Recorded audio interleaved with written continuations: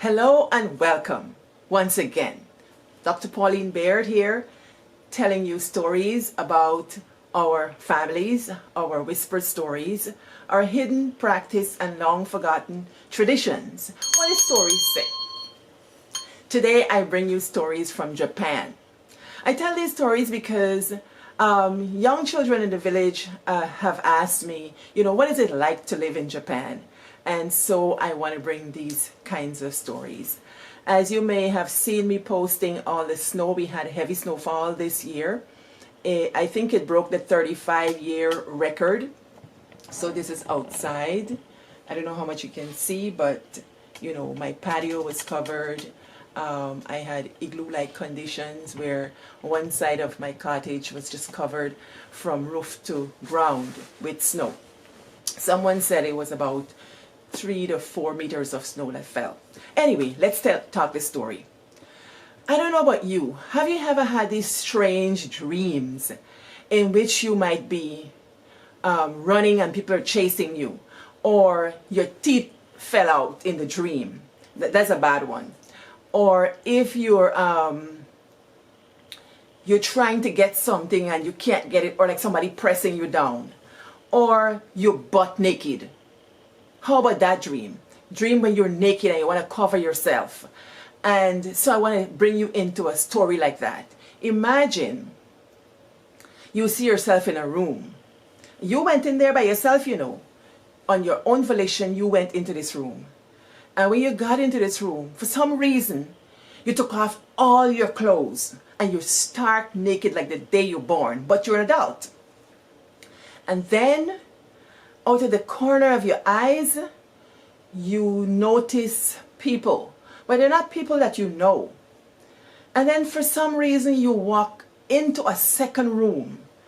And in this second room, it has something like showers, except that they're like stalls, but they're short. They're like 3 to 4 feet high. The walls are 3 to 4 feet high. And inside of this stall is a basin, a plastic basin. And then there's a plastic stool. And the stool has a hole in the center. And somehow you know that you're supposed to wash yourself at this stall, taking this shower head and turning on this water. And you know too that you can't stand because everybody will see you. And you remember you're naked. So you decide that you will sit on this stool with the hole in the middle. And you begin to wash yourself with the soap and the nice scrubs that are in there. And then the scent comes to you. And it's like a beautiful spa that you will pay big money to go to. And then you get up because you notice that there are pools, like swimming pools, except that they're shallow. And when you get up to go towards one of the pools, suddenly a young boy walks right up to you. You, 5'11", and a little boy stand up watching you straight up from top to bottom, all your normins. He's watching all that God give you. He take his time and he surveil the whole length of you. And the time to wake up? Well, let me tell y'all, this is no dream. This is something that happened to me. Me, y'all, from the village. You see, in the village, the only time children were naked in front of children are always naked in front of their parents. I can't remember a time when an adult was naked in front of a child when I was growing up.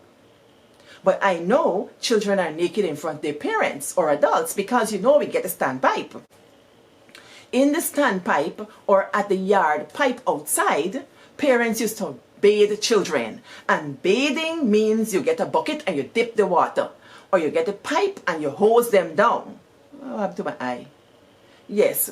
And so I remember when I was a child, my auntie used to line us up, all girls, for the scrubbing day. I never knew I went into this woman, but she would decide that it's time to bathe us. And so we have to line up. We get on bare panty. and she would get the soap and she began to wash you down. First, you got to get soaking. There is something about little children's neck when you're growing up. You know you get dirt on your neck. Those who from Guyana and Buxton, you know what they say. You can plant potato there, a potato bank, plenty dirt. So my auntie used to let me soak. And when she done soaking, she get a coconut fiber husk. Yes, that thing rough. And she would scrub your neck. You feel like your neck want to bleed. That's the time children used to be naked in front of parents. But you see, this here Japan where I live, adults and children that's naked together. My friend Scott Clark, an anthropologist, he talked about the onsen. He's the guru of the onsen. And he talked about learning in unlikely places. And so I learned in this onsen that adults and children can bathe together. And not just adults and children, adults, strange adults and children. Because I have seen in the onsen little children, 5, 6, 7, 8 years old. The boys in the onsen would be about 5 years old. I haven't seen older.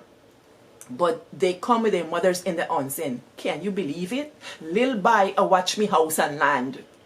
Yes, it's that me come to. I learned that that's so. I also thought about the situation. I thought about body image. Maybe Japanese people don't have a problem with body image because it seems as though they're free to walk naked in these onsens. Now an onsen is a hot spring, a natural hot spring. And sometimes it can be 40 degrees, it can be 36 degrees. And the hotter is it, the shorter the stay. You can't stay in there too much. Let me tell you, the first time I went to the onsen was when our university had something you call the Bonenkai. The Bonenkai is the end of the year celebration of the year that passed. And we would have a feast. Oh my goodness, I don't drink. But if you want to get drink and drunk, that's the place to do it. These beer bottles are yay big. No joke, big. And if they pour it for you, well, women usually pour for men. No wives go there and husbands go there. You leave a spouse at home. Just the workers. Hundreds of us. And you would get your glass and a woman would pour. And if you drink off that beer, they keep pouring more. So for those who don't know and they keep drinking it off, soon they get drunk. It's a place to get laced. But the food is good. And a lot of times when we go to the Bonen Kai is at the end of the school year. The end of the year, like in December. And we go way up in the mountains to this beautiful resort with all the natural springs and the hot bath. We get into a beautiful tatami room and they're laid out, or yukata. You see, I'm wearing one here. This one is pretty old. I bought this years and years ago when I first came to Japan. And I got my sisters them. It's about maybe 15, 20 years old. And you would have the yukata, which is the house coat sort of, that you would wear in the onsen, and you put it on, and there would be a bowl of fresh mikan. Mikan is like a tangerine, and this bowl would be there because these rooms are hot. So for me, when I eat the mikan, you get a nice cooling effect. And then you would go down to the onsen pools, and the onsen basically is like a stone pool. If I sit up in it, I'm 5'11". If I sit up in it, everything up my upper body will show. But you don't really sit in an onsen. You kind of slide down and let the hot water get you. People, the first time I got into this onsen, that water sting me butt. The thing sting me bamsy. So till me feel like me numb, me say, Lord of mercy, what me go do way? Me a village girl, me don't know about them kind of hot water this. So that's one of the things I learned, coming here. That was pretty new for me. Nothing in my village experience prepared me for this. This is completely new. And you see, to take off your clothes, you got to go into this onsen stark naked. Not a stitch of clothing on you. And some people would take a washcloth in there because there's a area where you have the stalls with the spa things like the moisturizers and the body scrubs, and you can use your cloth to wash yourself there. Not in the pool. You can't bathe in the pool. It's not a pool for bathing. It's a pool for soaking and relaxing. So you have to scrub all the dirt and grime off of you and wash really well all the places. And then if you want to use that cloth again, you have to put it on your head, because it cannot go into the pool and touch the pool. People will get really mad at you because that's not protocol, that's not ethics, it's not clean. And so you go into the pool with your clean body and you lay there, and that's where you talk with your friends. You have all kinds of conversations. Now you might ask me, do I have conversations? Oh yeah. You see, my university has its own onsen, and we have the Kawa onsen and the Yama onsen. Yama onsen is a mountain onsen. That's one room that's just of mountain, made of mountain wood, the cedar and so on that grows in the mountains here. And the Kawa onsen is made of stones. So you have these pools made of stone, and that's beautiful. But I always love the Yama onsen because the wood is so scented. Like you see my room here, this color, that's the way it looks in the onsen. I can't take pictures in there because it's not really kosher to do that. But I have a picture there that I did when it just opened. So I kind of stick that picture, but it's not something that you do. And sometimes you have rooms where you just sit inside and to get the steam. Let me give you just one joke before I leave. I went to the onsen, and it usually changes. The pool changes every week. So you might have men at one pool one week and the women at another pool another week. They do have pools where you can have men and women together, but our school doesn't have that. So it's separated by gender. And I didn't read the sign properly. So I was going to the Yama onsen because I love that one. And as soon as I pulled the curtain, which is called a noreng, when I pulled that curtain, in front of me is a man, stark naked. Girl, let me tell you, I run out of there so fast. The man didn't even see me. I ran so fast, and I was hoping that no camera saw me. I went to the men's side. And so when you get in there, you really take your clothes off and you have a really good time. Sometimes I meet old women in there and they come into the pool with me, which is kind of strange for me because I'm the only black person in there at all, non-Japanese.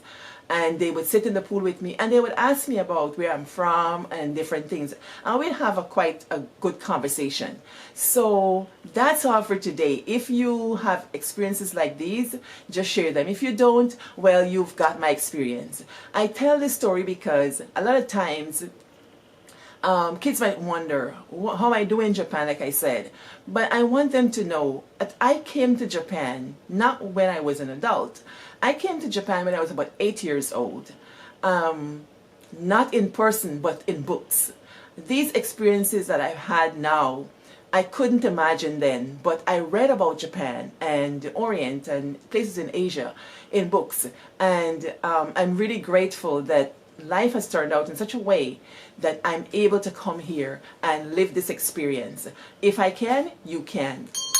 Like and follow and share and walk good.